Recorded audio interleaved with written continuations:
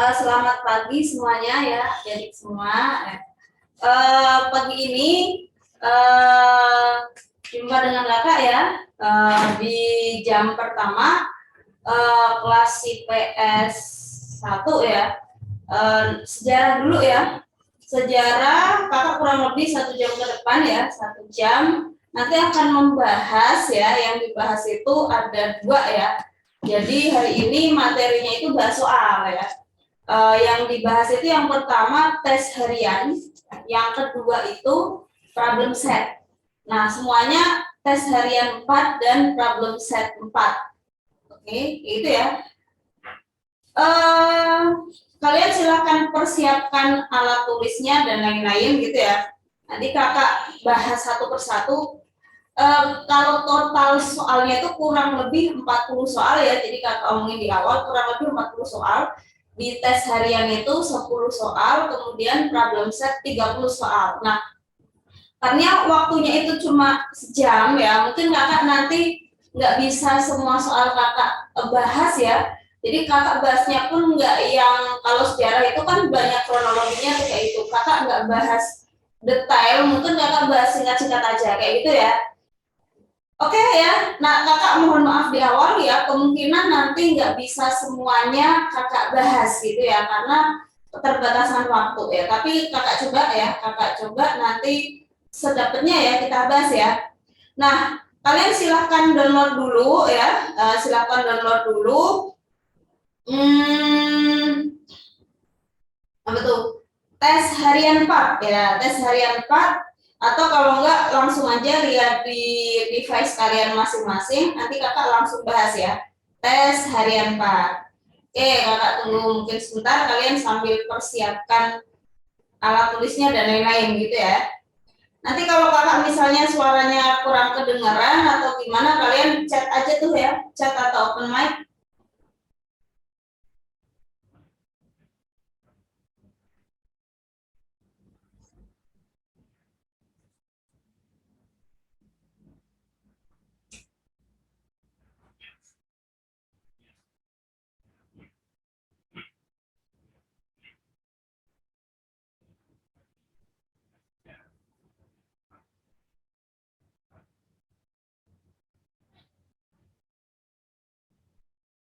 Oke ya, kakak mulai yaitu udah kakak share screen ya, udah kakak share screen soalnya ya, jadi kakak juga agak bingung nih share screen soal atau PPT-nya ya. Mungkin kakak dari Zoom kemarin kayaknya itu lebih efektif kalau kakak pakai soal aja gitu ya, pakai soal ya, kakak langsung aja kita bareng-bareng ya. Dari soal nomor 1 ya, nanti kakak kalau ada kak ini kok ada soal sebab akibat, gimana cara ngerjainnya, nanti kakak jelasin dah ya tentang pengerjaan soal sebab akibat kayak gitu.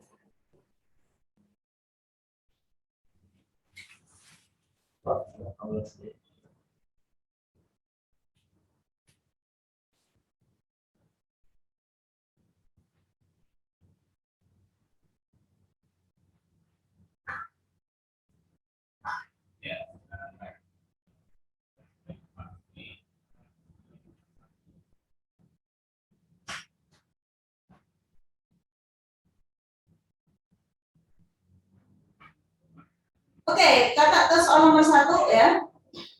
Nomor 1 soalnya seperti ini ya. Menurut Sartono Kartodirjo ya, sejarah itu memiliki 2 hakikat, yaitu sejarah objektif dan sejarah subjektif. Berikut ini ciri sejarah subjektif. Jadi gini, sebelum kita menjawab soal, kalian itu harus amati. Nah, ini soal materi apa, kelas berapa, itu ya.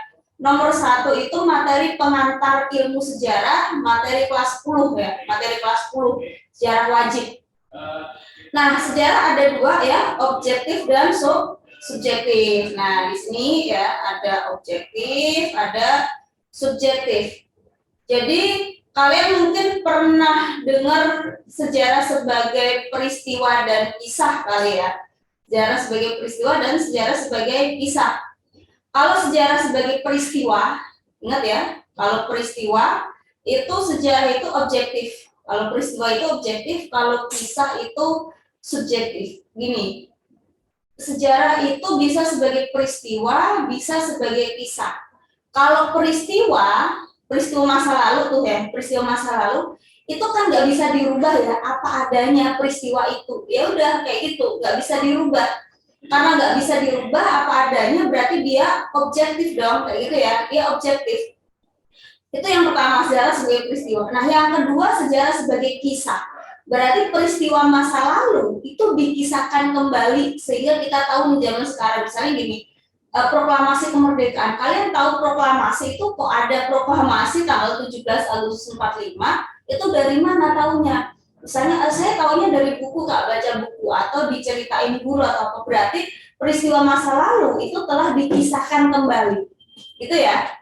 Berarti peristiwa itu diceritakan kembali. Nah, siapa yang menceritakan peristiwa itu? Yaitu hasil rekonstruksi atau hasil apa tuh ya? Penceritaan kembali oleh sejarawan ya.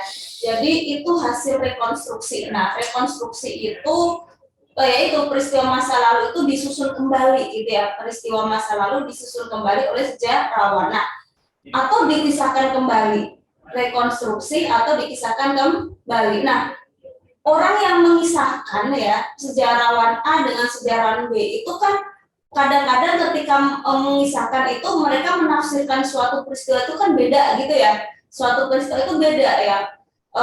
Karena penafsiran mereka berbeda, pengisahan mereka itu berbeda, makanya sejarah itu menjadi subjektif. Ya misalnya ketika kita nyeritain sesuatu, kadang kan kita tambahin atau kita kurangin kan gitu ya.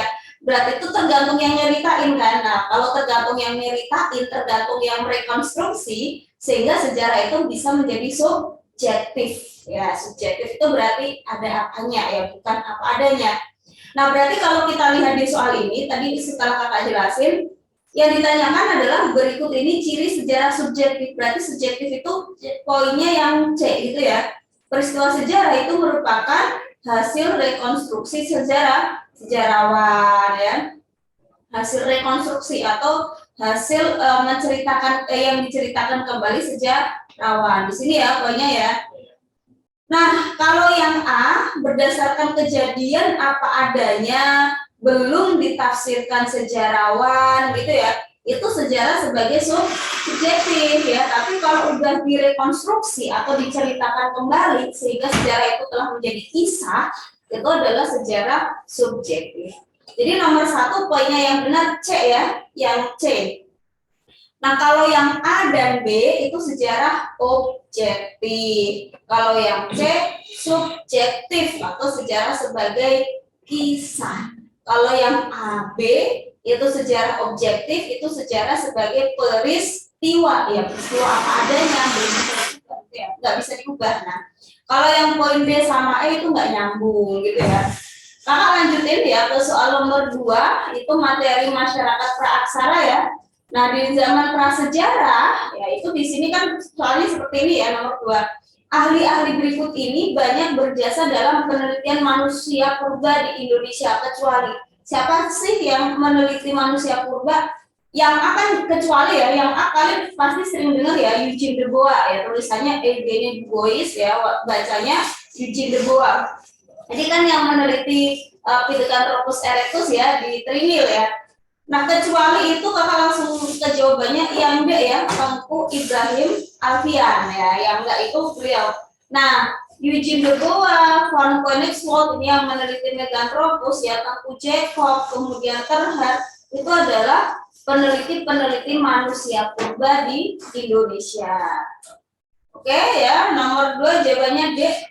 Ingat-ingat ya, Eugene de Bois, von Koenigswald itu peneliti apa tuh tadi Meganthropus ya. Tengku Jacob itu salah satu peneliti dari Homo floresiensis. Kemudian Terhar itu peneliti Homo solensis ya. Kalau Tengku Jacob tadi Homo floresiensis ya, manusia Flores. Kalau Terhar itu Homo soloensis ya, manusia purba yang ditemukan di Solo.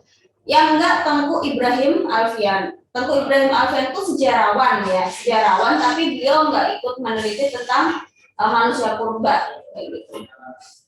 Kakak lanjutin ke soal nomor 3 ya. Soal nomor 3.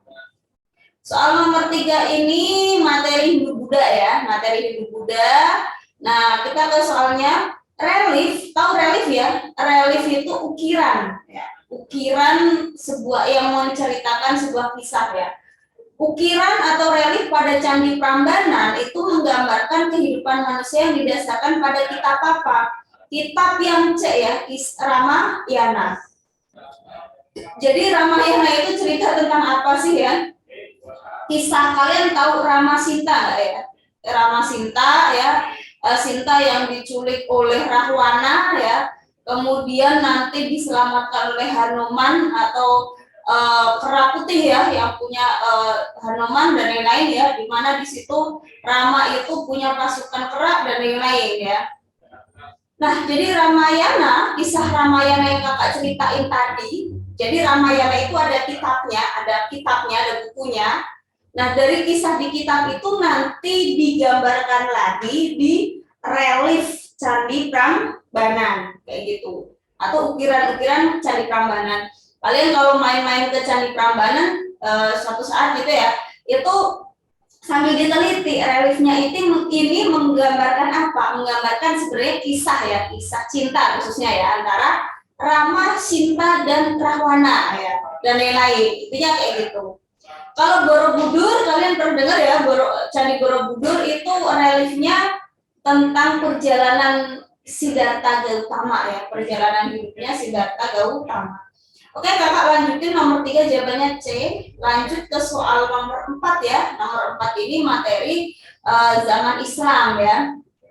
Nah, materi zaman Islam atau kerajaan Islam di Nusantara. Nah, soalnya seperti ini.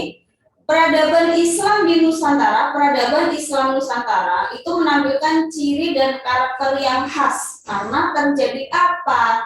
Islam di Indonesia itu kan unik ya. Jadi ketika Wali Songo atau para penyebar Islam yang datang ke Nusantara itu nggak langsung, misalnya ada patung, kalian nggak boleh nyembah patung, nggak kayak gitu. Jadi biar Islam itu diterima masyarakat saat itu kan mayoritas menganut Hindu Buddha ya. Biar Islam ini diterima dengan baik, akhirnya kayak para penyebar agama Islam ini biar diterima itu dia memadukan atau mengakulturasikan antara Islam dengan budaya sebelumnya. Misalnya gini, atap kalian pernah dengar ya Masjid Demak itu atapnya kan berbentuk tumpang ya, kayak tumpeng ya, kayak tumpeng, atau istilahnya itu atapnya berbentuk meru. Biasanya masjid itu kan atapnya kubah ya, bentuknya kubah tuh kayak gitu tuh. Tapi unik kalau di Demak ya, Masjid Agung Demak itu atapnya nggak kubah kayak masjid-masjid kebanyakan, tapi atapnya tumpang kayak candi. Itu kan bentuk akulturasi ya. Masjidnya itu Islam, tapi atapnya itu kayak ada unsur Hindunya kayak gitu. Dan lain-lain ya, banyak sekali nanti akulturasi budaya antara Islam dengan budaya sebelumnya, Islam dengan Hindu Buddha, atau bahkan Islam dengan budaya sebelumnya lagi yaitu prasejarah kayak gitu. Kalian mungkin tahu juga tuh kalender Jawa yang ada Pon, Wage, Kliwon dan lain-lain, itu juga akulturasi antara kalender Hijriah Islam dan kalender Saka yaitu kalender Hindu dan lain-lain ya, banyak akulturasinya. Nah ini kan soal 2017 ya, soal baru tuh ya 2017. Khasnya Islam Nusantara itu apa? Jawabannya yang A ya, perpaduan dengan budaya yang telah berkembang di Nusantara. Yang telah berkembang sebelum Islam itu apa? Ya Hindu Buddha dan Praaksara kayak gitu. Tadi kakak udah contohin ya, misalnya Masjid Agung Demak yang beratap tumpang. Itu kan perpaduan antara Islam dengan Hindu kayak gitu. Oke, 4 itu A.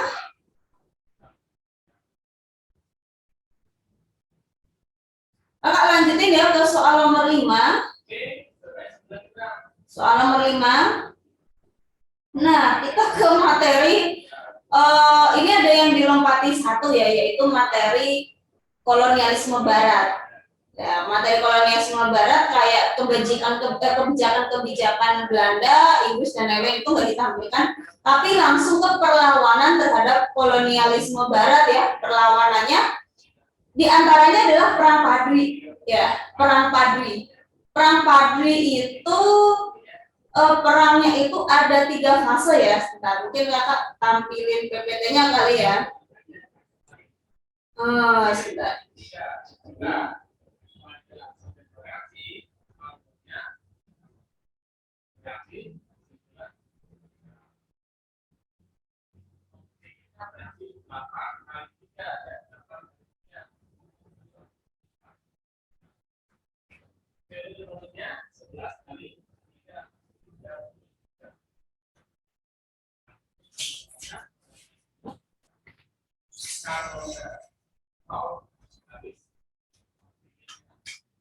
Nah, kakak stop share dulu ya.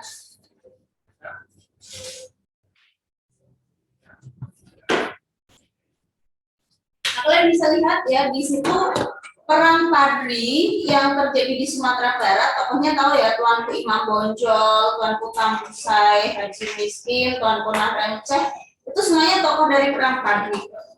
Perang Padri itu nanti terbagi menjadi 3 fase ya. Fase yang pertama ya adalah antara kaum Padri dan adat. Kaum Padri itu siapa? Kaum Padri itu ulama ya. Padri itu ulama. Ulama ini itu selesai haji dari Mekah gitu ya, dari selesai haji mereka ini karena di Mekah itu ada gerakan pembaharuan Islam gitu ya, sehingga kayak gini nih, kalau di Mekah Islam itu kan dijalankan murni gitu ya, secara 100%. Nah di Indonesia setelah kaum Padri ini balik, kok Islam di tanah Minang kayak gini ya, mereka Islam tapi masih suka ngadu ayam, sabung ayam, sehingga nanti di sini ya Haji Miskin itu membakar tempat sabung ayam di Pandai Sikat. Nah orang Islam tapi yang masih kayak suka sabung ayam itu dikenal dengan kaum adat, gitu ya, kaum adat. Kalau Padri itu ulama, yang suka sabung ayam itu kaum adat. Nah karena mereka selesai kaum Padri ini selesai dari haji ya, mereka pulang, mereka ingin melakukan pemurnian agama Islam, sehingga mereka membakar sabung ayam. Nah berantemlah mereka ya antara kaum Padri dengan kaum adat. Oke, itu masalah ajaran Islam. Jadi perang Padri itu awalnya ya itu adalah konflik antar orang Minang sendiri, antara orang yang ingin menjalankan Islam secara murni tapi yang satunya masih terikat adat, gitulah ya, antara kaum Padri dan kaum adat. Nah di fase yang kedua kaum adat ini nanti dibantu oleh Belanda gitu ya, dibantu oleh Belanda. Jadi Padri melawan adat dan Belanda gitu. Nah, tapi Belanda ini mundur sebentar karena Belanda waktu itu ingin fokus di perang Diponegoro di Jawa gitu ya. Nah, ketika Belanda ini kayak mundur sebentar ya, nanti di perjanjian Masang ya Belanda itu saya cuma mau lewat kok ya, saya nggak mau ikut campur kalian. Tapi sebenarnya Belanda itu mau fokus ya, fokus untuk melawan Diponegoro gitu. Nah, ketika Belanda ini lebih fokus ke Jawa, antara Padri dan adat itu nanti mereka baikan gitu ya, baikan, mereka bersatu dalam perjanjian Puncak Ratu namanya ya. Nah, nanti di sini setelah mereka bersatu, Belanda setelah berhasil mengalahkan Diponegoro, balik lagi tuh ke Sumatera Barat gitu ya, melawan kaum Padri dan adat. Cuma ya tetap aja tuh ya, Padri dan adat akhirnya kalah ya, mereka akhirnya menyerah lewat perjanjian Plakat Panjang. Intinya perang Padri itu ada 3 fase, nggak langsung orang Padri perang Padri itu nggak langsung ke masyarakat Sumatera Barat semuanya melawan Belanda, enggak. Awalnya ini ya konflik internal dulu ya antara orang Sumatera Barat, orang Minang sendiri, antara kaum Padri dan adat. Tetapi di sini ya kenapa disebut perang Padri nggak perang adat? Karena penggerak utama perang di zaman itu tuh kaum Padri, bukan kaum adat, walaupun di belakangan kaum adat ini ikutan berantem melawan Belanda gitu ya. Jadi perang Padri ya kakak stop share ya, intinya kayak gitu.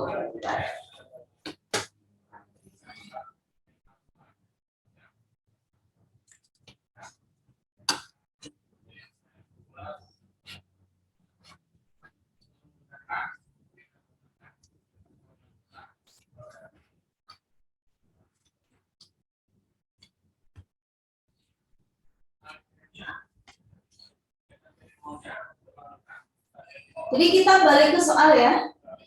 Eh,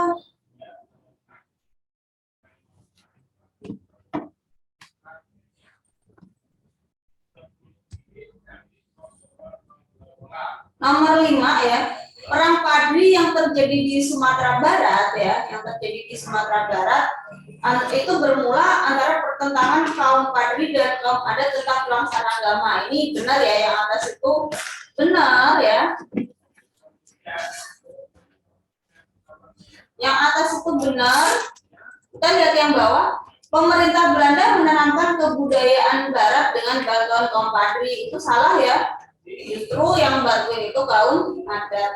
Jadi kalau benar, yang atas benar, yang bawah salah itu jawabannya C ya. Nah, cara menjawabnya itu seperti ini ya.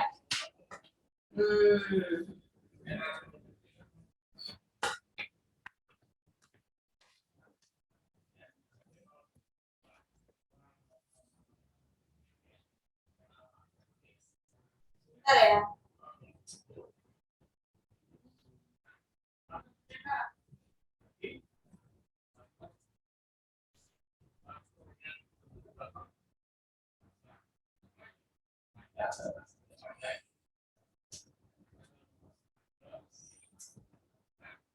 Oke, jadi kalau yang A itu apabila ya, kalian dicatat aja ya. Kalau yang A itu apabila yang atas, pernyataan yang atas ini benar, yang bawah itu juga benar dan mereka ada kaitan, gitu ya. Benar-benar berkaitan.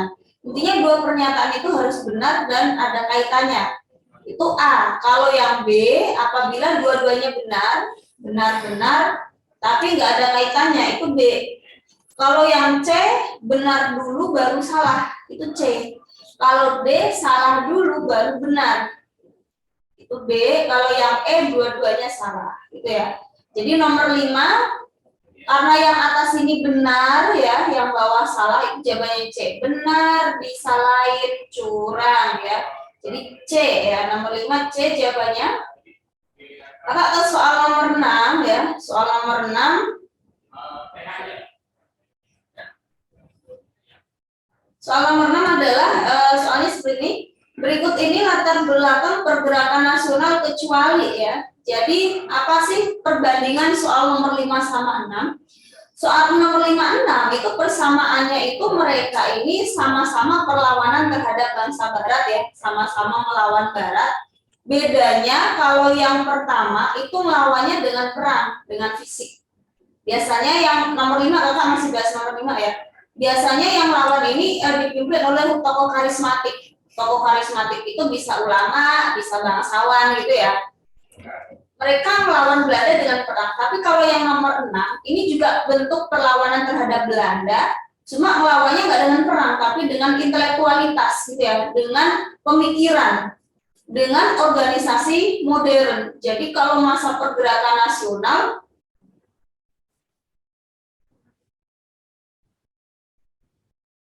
kalau perlawanan nasional itu perlawanan terhadap Belanda, jadi sama-sama melawan Belanda, tetapi tidak dengan perang, tapi dengan intelektual, gitu ya, dengan pemikiran.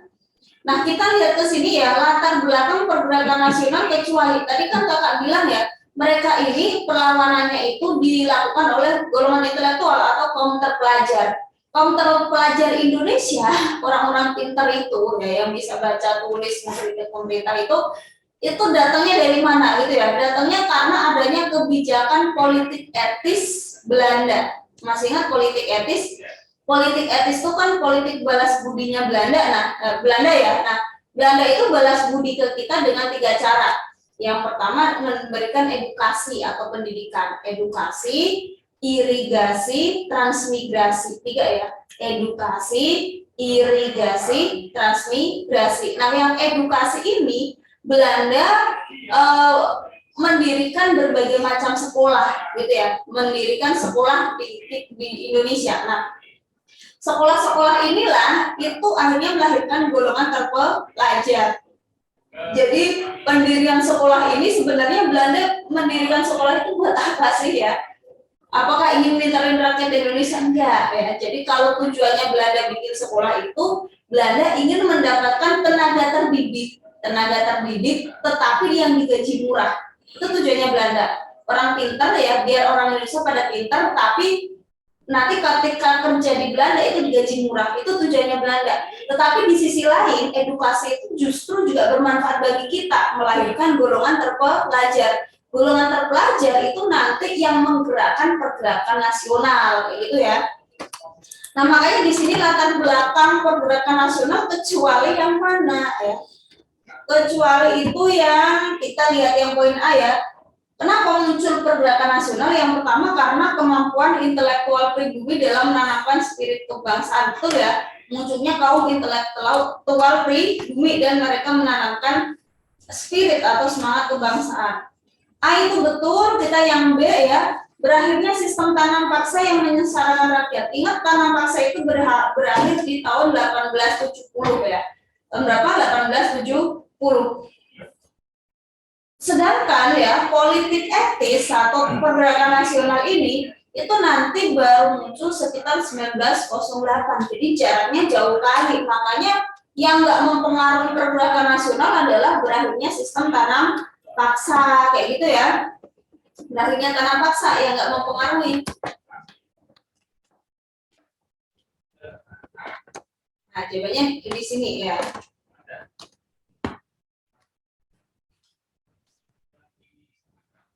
Nah, yang C ya, tadi udah kalau jelasin ya kebijakan politik balas budi pemerintah Belanda, itu ya balas budinya salah satunya edukasi melahirkan golongan terpelajar. Yang B, makin kuatnya pengaruh paham politik modern. Kalau ini adalah faktor eksternal ya.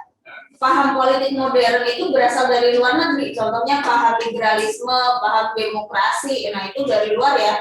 Nah yang E, perluasan lembaga pendidikan ya itu jelas ya. Jadi ini soal tahun 2012 ya. Misalnya kalian dapat soal seperti ini, kalian jawab yang mana gitu kan? Ya harus diteliti. Pergerakan nasional di Indonesia itu nggak lepas dari pendidikan yang di pendidikan ya, politik balas budi atau politik etis, golongan terpelajar ya, nggak lepas dari tiga hal itu.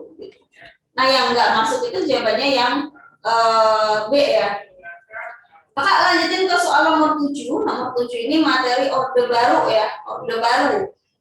Nah di zaman Orde Baru itu ada kebijakan yang namanya revolusi hijau. Ingat apa? Revolusi hijau gitu ya.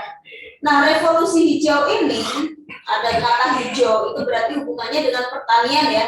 Jadi tujuan revolusi hijau adalah di pemerintah Orde Baru itu dia ingin ini meningkatkan produktivitas pangan. Meningkatkan produktivitas pangan. Nah, cara meningkatkan produktivitas pangan itu melalui beberapa hal gitu ya, melalui beberapa hal. Jadi di masa Orde Baru itu kan apa tuh ya? Kita pernah mengalami yang namanya swasembada ya, swasembada beras. Nah, kenapa kita bisa mengalami swasembada ya? Karena salah satunya tadi ada program yang namanya revolusi hijau. Kayak gitu. Nah, revolusi hijau di zaman Orde Baru itu dilaksanakan melalui beberapa cara gitu ya, melalui beberapa cara. Mungkin kakak ke share PPT-nya, ganti share PPT-nya sebentar ya.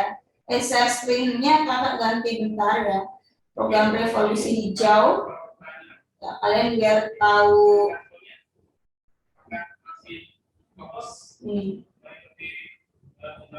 Nah, kalian bisa lihat ya. Program revolusi hijau itu ada 4. Yang pertama intensifikasi. Intensifikasi, ekstensifikasi, mekanisasi, diversifikasi. Ada 4. Inten, eksten, mekanisasi, dan diversifikasi. Kalau intensifikasi itu atau dikenal dengan program Panca Usaha Tani, intinya ingin menaikkan produksi padi gitu ya, padi, tapi padinya yang di apa tuh ya, yang di apa tuh, biar padinya banyak, padinya itu harus kuat, harus tahan hama ya, harus cepat panen. Nah, program itu disebut intensifikasi. Nah, biar padinya itu tahan hama ya, cepat panen, bibitnya harus unggul ya, pemupukannya harus bagus, tapi waktu itu pakai pupuk kimia ya. Pemberantasan hama, irigasinya harus bagus, pengolahan lahannya juga harus bagus. Itu intensifikasi. Kalau ekstensifikasi sesuai di soal tadi, ekstensifikasi itu penambahan jumlah lahan. Jadi lahan pertanian itu diperbanyak, gitu ya. Dimana kalau Jawa kan penduduknya udah padat, penambahan lahan pertanian itu di luar Jawa, gitu ya. Di luar Jawa di zaman itu kan masih banyak sekali tanah-tanah kosong, gitu ya. Terus Kak, di luar Jawa kan penduduknya dikit, lalu siapa tuh yang nanam di sana? Makanya program ekstensifikasi ini nanti diikuti dengan program transmigrasi, perpindahan penduduk dari penduduk yang padat ke penduduk yang kurang ada penduduknya, gitu ya. Makanya nanti orang-orang Jawa, Madura, sama Bali, 3 wilayah yang padat ini, Jawa, Madura, Bali, itu banyak yang ditransmigrasikan pemerintah ke luar Jawa dengan diikuti program ekstensifikasi atau penambahan jumlah lahan pertanian. Intinya kalau ekstensifikasi itu artinya penambahan jumlah lahan pertanian. Lahan pertaniannya yang ditambah, bukan kepaninya gitu ya, tapi lahan pertanian ditambah. Kemudian mekanisasi penggunaan alat-alat canggih dalam pertanian gitu ya, misalnya yang lain pakai bajak, pakai tenaga hewan, terus ganti traktor. Ya, awalnya dulu padi itu ditumbuk satu-satu, ya sekarang ada mesin penggiling padi, itu berarti mekanisasi. Terakhir diversifikasi itu atau program tumpang sari ya, tumpang sari itu penganekaragaman tanaman. Jadi petani itu nggak cuma hanya nanam padi, misalnya satu sawah gitu ya, satu sawah itu ada padinya di tengah, misalnya pinggir-pinggir itu ditanamin kacang atau jagung atau apa kayak gitu ya, sehingga kita panennya langsung double ya, karena dianekaragamkan tadi tuh ya. Petani juga menanam palawija ya, berupa sereal-sereal dan lain-lain kayak gitu tuh, sehingga kita panennya nggak cuma padi, tapi kan sampingnya ada kacang misalnya kayak gitu. Nah kita juga panen kacang sekaligus. Nah itu namanya program diversifikasi atau tumpang sari gitu ya, tumpang sari atau penganekaragaman tanaman. Nah kita balik ke soal ya Kak, bolak-balik ini ya. Kita balik ke soal. Nah nomor 7 ya, ekstensifikasi pertanian ya. Ekstensifikasi tadi kan penambahan ya, penambahan jumlah lahan ya. Ekstensifikasi pertanian sebagai bagian dari upaya pembangunan masa orde baru dilakukan dengan cara membuka lahan pertanian baru. Itu betul ya, membuka lahan pertanian baru. Nah kita lihat poin yang kedua, ekstensifikasi pertanian dapat meningkatkan hasil pertanian dengan keanekaragaman usaha. Salah kalau keanekaragaman tadi kan istilahnya bukan eksten ya, tapi diversifikasi. Jadi nomor 7 kayak yang atas tadi salah, tapi benar. Terus salah, benar, disalahin, C, curang ya. Jadi nomor 7 jawabannya C. Maka lanjut ke soal nomor 8 ya. Soal nomor 8. Nomor 8 ini materi pergulaan daerah ya. Ini materi kelas 12 yang ada di ITII, kemudian ada PKI Madiun, PRRI Permesta ya. Kalian ingat-ingat materi itu ya. Mungkin kalian yang teringat itu di ITII gitu ya. APRA ya, RMS. Nah, di sini yang ditampilkan adalah PRRI Permesta ya, PRRI Permesta. Nah soalnya ini soal 2009 ya, faktor yang menyebabkan perselisihan antara pemimpin tingkat pusat dan daerah tahun 1957 yang mengakibatkan pemberontakan PRRI Permesta. Pemberontakan PRRI Permesta itu sebabnya satu ya, mereka memberontak itu karena mereka menginginkan otonomi daerah, oke? Menginginkan otonomi daerah. Kenapa daerah menginginkan otonomi di saat itu? Karena adanya kesenjangan pembangunan antara pusat dan daerah, antara daerah Jawa dan luar Jawa. Gitu ya. Ada alokasi pembangunan yang nggak merata, sehingga daerah itu menuntut otonomi. Intinya pembangunan yang nggak merata, gitu ya, PRRI. Nah, karena pemerintah pusat itu nggak langsung menanggapi, gitu ya, otonomi itu nggak langsung dikabulkan, permintaan mereka nggak dikabulkan, akhirnya mereka membentuk pemerintah tandingan, bukan negara tandingan ya, pemerintah tandingan. Karena pusat dianggap lemot dan lain-lain gitu ya, mereka membentuk pemerintah tandingan yang dikenal dengan PRRI, Pemerintah Revolusioner Republik Indonesia atau Permesta ya. Kalau PRRI itu di area Sumatera, Permesta itu di area Sulawesi Utara waktu itu. Tapi mereka ini 11-12 ya, kayak adik ya saudaraan, mirip ya, mirip, cuma beda wilayah aja kayak gitu. Nah, berarti yang mana ini ya alasan PRRI Permesta? Karena tadi kan pembangunan yang nggak merata ya. Jawabannya berarti yang poin yang paling tepat itu poin yang D ya, terjadinya kesenjangan pembangunan antara wilayah Jawa dan luar Jawa. Oke, nomor 8 domba, kakak lanjutin ke nomor 9 ya. Nomor 9 ini materi kelas 10 ya, yaitu ini materi sejarah peminatan, yaitu materi peradaban kuno ya, peradaban kuno. Nah, peradaban kuno kan macam-macam ya, ada yang peradaban itu di sekitar sungai, ada yang di sekitar laut, ada yang di sekitar gunung. Nah, kalau yang nomor 9 ini yang di laut, di sekitar pesisir ya. Nah, kalau yang di laut itu dua ya, itu di Eropa yaitu Yunani dan Romawi. Kalau yang di sekitar sungai itu peradaban Asia dan Afrika ya. Nah, kita ke yang sekitar laut yaitu peradaban Yunani ya. Sistem demokrasi langsung dapat dilaksanakan pada masa Yunani kuno. Betul ya? Di masa Yunani itu udah ada demokrasi, udah ada pemilu ya. Pemilu langsung ya, rakyat langsung memilih ya, memilih namanya delos ya, lega delos ya. Pokoknya kayak memilih parlemen gitulah ya. Rakyat langsung memilih. Cuma yang bisa memilih di Yunani itu nggak semua orang, hanya lelaki dewasa. Perempuan nggak bisa milih gitu ya. Hanya lelaki dewasa yang bisa milih. Nah, kita ke poin yang kedua, rakyat Yunani tidak mengenal pembagian golongan atau kasta. Yunani itu tetap ada kasta ya. Di zaman itu tetap ada kasta ya. Misalnya tadi itu kasta antara adanya ketimpangan gender ya, kasta antara laki-laki dan perempuan. Laki-laki dianggap lebih unggul dan lain-lain sehingga dia bisa memilih ikut pemilu gitu ya, sedangkan perempuan nggak bisa. Jadi nomor 9 yang atas itu betul, sistem demokrasi langsung itu udah dapat dilaksanakan di Yunani kuno. Itu betul. Nah, yang bawah salah ya. Rakyat Yunani kuno tidak mengenal pembagian golongan kasta. Itu pernyataan yang salah karena di Yunani tetap ada kasta gitu. Nomor 9 C salah benar. Terakhir nomor 10 ya. Nomor 10 pergolakan politik di Eropa yang terjadi pas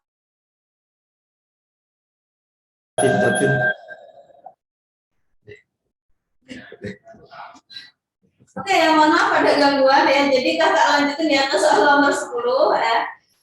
Nomor 10 soalnya ini materi perang dunia ya. Jadi ini materi kelas 11 ya, 11 peminatan.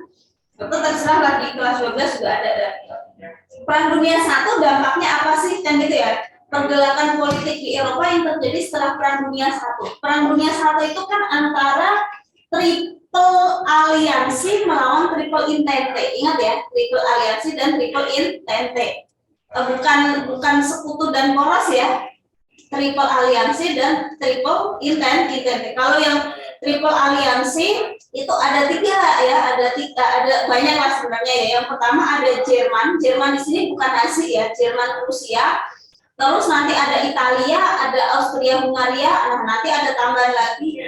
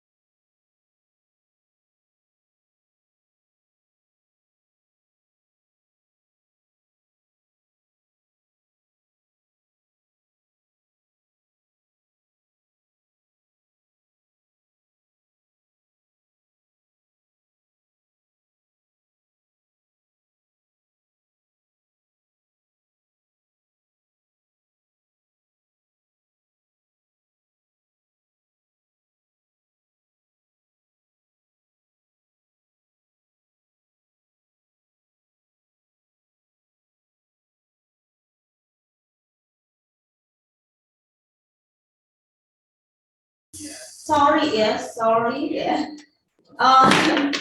Ini singkatnya hilang tuh nih. Oke, nomor 10 ya. Intinya dampak dari Perang Dunia 1. Yang pertama kan tadi Jerman kalah ya. Jerman Rusia kalah, Italia dibohongin sama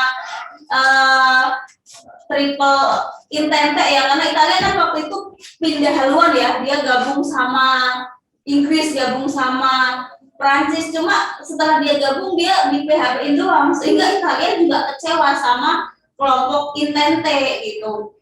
Yang Jerman juga kecewa ya, karena Jerman itu di Perang Dunia I dia dihabisin ya, karena kekuasaannya angkatan perangnya dibatasin ya, wilayah-wilayahnya itu diambilin kan gitu ya. Jerman itu kayak dihabisin lah di situ, akhirnya dia kecewa, sehingga ketika setelah Jerman kecewa, Italia kecewa, dia ini kayak gergetan ya sama kelompok intente, dia berubah jadi negara fasis gitu ya.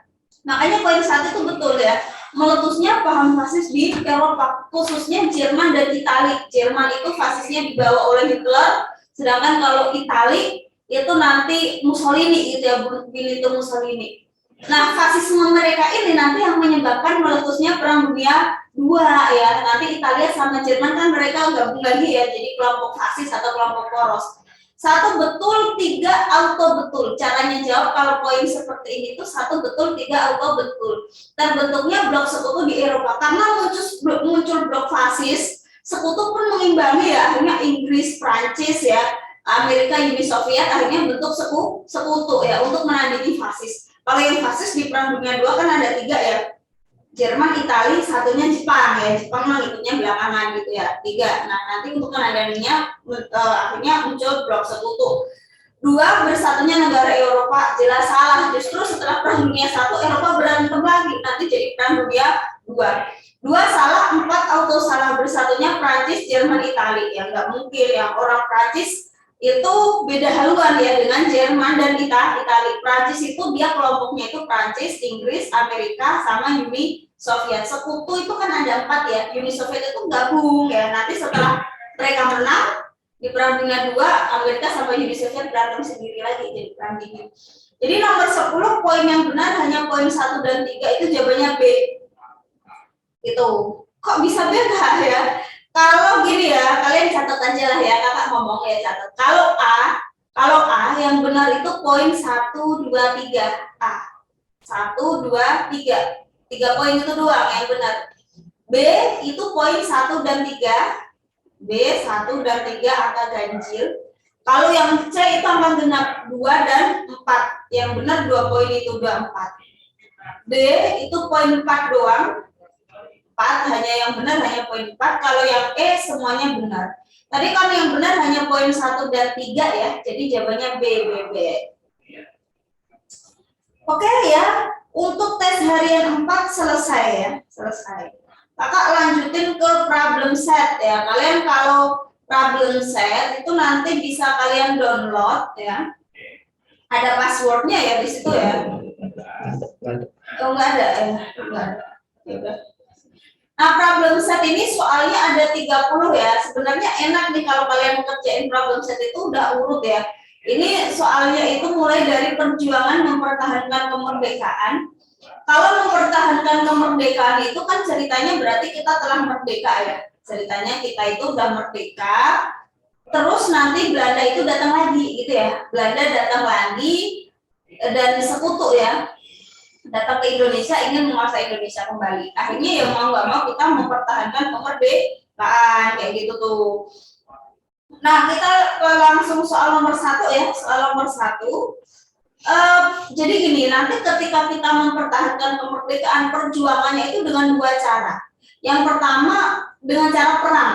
Ya, dengan cara perang. Nanti ada perang ini nih ya, pertempuran Surabaya, Puputan Manggaran dan lain-lain. Yang pertama dengan perang. Yang kedua itu nanti dengan diplomasi atau perundingan. Jadi cara mempertahankan kemerdekaan yang pertama perang, yang kedua diplomasi atau perundingan. Perundingan ini yang ada Linggarjati, Renville, Kemproyan, bla bla bla itu ya. Kita ke soal nomor 1 ya. Soal nomor 1. Sesudah proklamasi kemerdekaan ya, Indonesia tidak langsung bebas dari penjajah. Sebab tentara Belanda masih datang ke Indonesia dengan membonceng pada sekutu. Kenapa membonceng? Bukan bonceng, bukan ya. Intinya gini, Belanda itu nggak berani datang sendiri ya, nggak berani datang sendiri sehingga dia datangnya itu ngikut serta kedatangan sekutu. Sekutu waktu itu tuh Inggris ya. Tadi sekutu kan ada 4 ya, Prancis, Inggris, Amerika, Uni Soviet. Nah, Untuk area Asia Tenggara itu diserahkan ke Inggris. Kok Inggris datang apa yang enggak? Ya, iya dia pihak yang menang di Perang Dunia II gitu ya. Jepang kalah. Jepang ini pihak yang kalah, sekutu menang. Karena sekutu menang, sekutu yang nanti datang ke Indonesia mengambil senjatanya Jepang, terus intinya ya itulah ya, karena sekutu pihak yang menang dia ingin menerima penyerahan dari Jepang, meluncurkan senjata Jepang kayak gitu. Nah, intinya sekutu datang ke Indonesia atau Inggris datang ke Indonesia. Tetapi ketika Inggris datang, Belanda itu ikut serta kedatangannya. Jadi tentara Belanda nggak berani datang sendiri, terus dia ikut serta. Makanya istilahnya itu membonceng gitu ya. Istilahnya membonceng. Nah, karena ada ketika sekutu datang terus Belanda ikutan gitu ya, ikut, akhirnya nanti terjadilah pertempuran ya. Di sini kan berarti Belanda punya rencana ya, yaitu ingin menguasai Indonesia kembali gitu. Begitu ini pertempuran dalam rangka menghadapi tentara sekutu. Nah, perang dalam rangka mempertahankan kemerdekaan ini nggak semuanya itu melawan Belanda. Ada yang lawan sekutu, ada yang lawan Jepang. Bentar ya, kakak cariin PPT-nya. Sebenarnya kakak udah ada PPT-nya semua ya, tinggal kalian itu sebenarnya cuma ya gimana nih, biar enak ya, ini kalian sambil lihat soalnya ya. Sebentar ya kakak share screen PPT-nya ya. Ya, stop share lagi.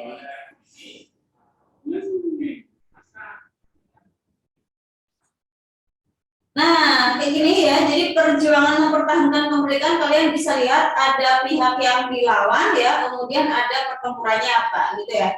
Nah, kalau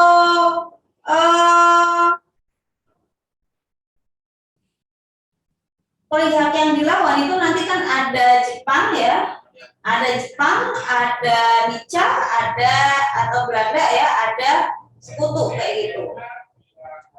Nah, kalau yang pertempuran melawan Jepang ya itu nanti ada pertempuran 5 hari di Semarang ya. Kalau yang lawan Jepang itu 5 hari di Semarang. Kalau yang lawan Belanda itu yang pertama Puputan Margarana di Bali. Jadi kalau yang di Bali yang tokohnya Igusti Ngurah Rai itu lawannya Belanda. Terus agresi militer Belanda 1, agresi militer Belanda 2. Selain itu semua ya, selain yang kakak sebutin pertempuran 5 hari di Semarang, Puputan Margarana, agresi ya, itu semuanya yang dilawan adalah sekutu atau Inggris atau organisasinya namanya AFNEI. Palagan Ambarawa, 10 November, Bandung Lautan Api, Medan Area ya, kalian sering dengar ya pertempuran ini, Palagan Ambarawa, pertempuran 10 November di Surabaya, terus ada Bandung Lautan Api, pertempuran Medan Area di Medan ya, itu semuanya yang dilawan Inggris atau sekutu. Makanya ya kakak balik lagi ke soal.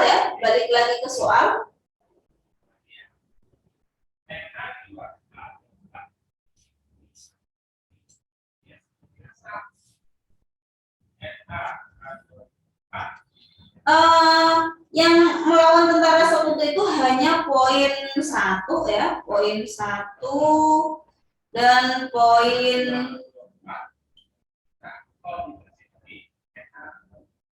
poin 1 dan poin 3 gitu ya. Poin 1 dan 3 jadi jawabannya B.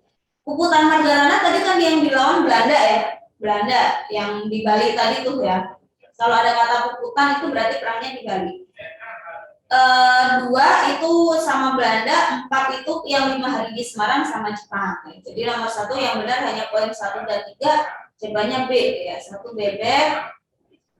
Oke, lanjutin ke nomor 2. Nah, di sini ada tokoh namanya Sudirman ya. Sudirman itu dia memimpin pertempuran apa sih? Sudirman itu yang A ya, Palagan Ambarawa. Sebenarnya ada satu lagi nanti serangan umum 1 Maret di Jogja itu juga Sudirman ya. Kalau Bandung Lautan Api itu tokohnya Muhammad Toha. Tadi Puputan Margarana itu kan tokohnya Igusti Ngurah Rai ya. Nah, ada peristiwa Bojonggede apa ini ya?